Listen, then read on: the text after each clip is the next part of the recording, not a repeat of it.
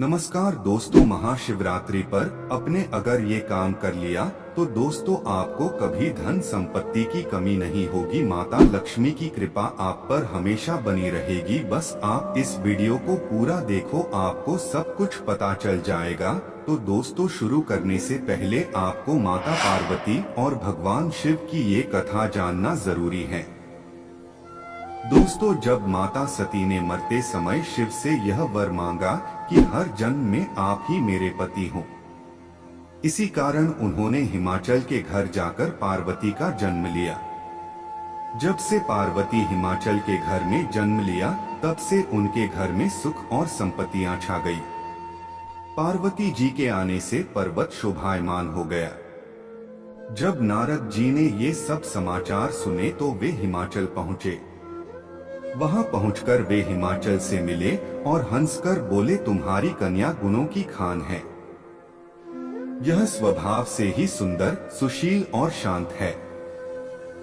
यह कन्या सुलक्षणों से संपन्न है। यह अपने पति को प्यारी होगी। अब इसमें जो दो चार अवगुण है वे भी सुन लो। गुणहीन, मानहीन, माता पिता विहीन, उदासीन, लापरवाह। इसका पति नंगा, योगी, जटाधारी और सांपों को गले में धारण करने वाला होगा। यह बात सुनकर पार्वती के माता पिता चिंतित हो गए। उन्होंने देवर्षि से इसका उपाय पूछा। तब नारद जी बोले, जो दोष मैंने बताए मेरे अनुमान से वे सभी शिव में हैं। अगर शिवजी के साथ विवाह हो जाए तो ये दोष गुण के समान ही हो जाएंगे। यदि तुम्हारी कन्या तप करे तो शिवजी ही इसकी किस्मत बदल सकते हैं। तब यह सुनकर पार्वती जी की मां विचलित हो गई। उन्होंने पार्वती के पिता से कहा, आप अनुकूल घर में ही अपनी पुत्री का विवाह कीजिएगा, क्योंकि पार्वती मुझे प्राणों से अधिक प्रिय है। पार्वती को देखकर मैना का गला भर आया। पार्वती ने अपनी माँ से कहा, माँ मुझे एक ब्राह्मण ने सपने में कहा है कि जो नारद जी ने कहा है तू उसे सत्य समझकर जाकर तप कर। यह तप तेरे लिए दुखों का नाश करने वाला है। उसके बाद माता पिता को बड़ी खुशी से समझाकर पार्वती तप करने गई। पार्वती जी ने शिव को पति रूप में पाने के लिए तपस्या आरंभ की, लेकिन शिव को सांसारिक बंधनों में कदापि रुचि नहीं थी।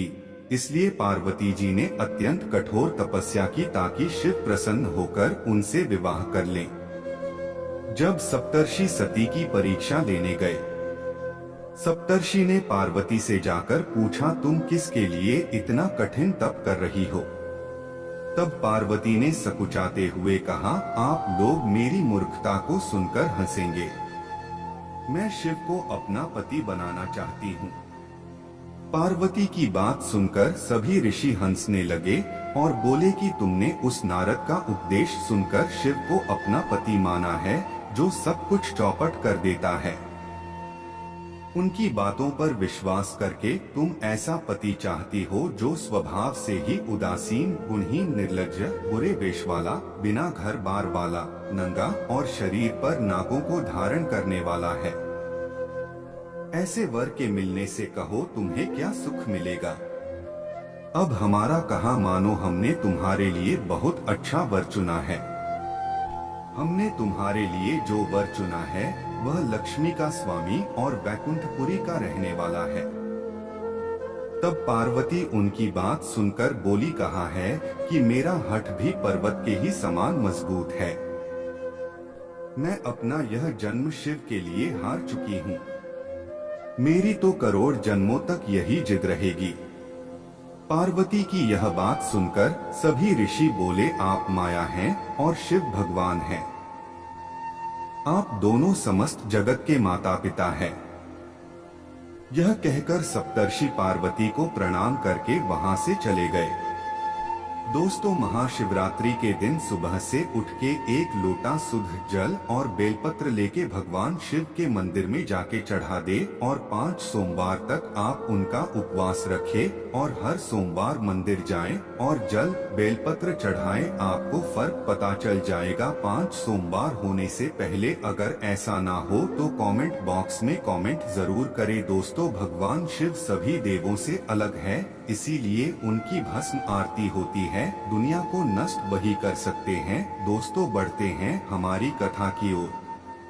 पार्वती जी की दृढ़ निष्ठा ने जीत लिया शिव जी का मन। वर्षों तपस्या करने के बाद एक दिन पार्वती जी के पास एक ब्रह्मचारी आया। वह ब्रह्मचारी तपस्विनी पार्वती का अधेय स्वीकार करने से पूर्व बोल उठा, तुम्हारे जैसी सुकुमारी क्या तपस्या के योग्य है। मैंने दीर्घकाल तक तप किया है, चाहो तो मेरा आधा या पूरा तप ले लो, किंतु तुम इतनी कठिन तपस्या मत करो। तुम चाहो तो त्रिभुवन के स्वामी भगवान विष्णु भी डॉ। किंतु पार्वती ने ऐसा उपेक्षा का भाव दिखाया कि ब्रह्मचारी 2 क्षण को रुक गया। फिर बोला, योग्य वर में 3 गुण देखे जाते हैं, सौंदर्य, कुलीनता और संपत्ति। इन तीनों में से शिव के पास एक भी नहीं है। नीलकंठ, त्रिलोचन, जटाधारी, विभूति पोते, सांप लपेटे शिव में तुम्हें कहीं सौंदर्य दिखता है। उनकी संपत्ति का तो कहना ही क्या, नग्न रहते हैं। बहुत हुआ तो चर्म चमड़ा लपेट लिया। कोई नहीं जानता कि उनकी उत्पत्ति कैसे हुई। ब्रह्मचारी पता नहीं क्या क्या कहता रहा, किंतु अपने आराध्य की निंदा पार्वती को अच्छी नहीं लगी। आंख वे अन्यत्र जाने को उठ खड़ी हुई। तब शिव उनकी निष्ठा देख ब्रह्मचारी रूप त्याग प्रकट हुए और उनसे विवाह किया। जहां दृढ़ लगन, कष्ट सहने का साहस और अटूट आत्मविश्वास हो, वहां लक्ष्य की प्राप्ति अवश्य होती है।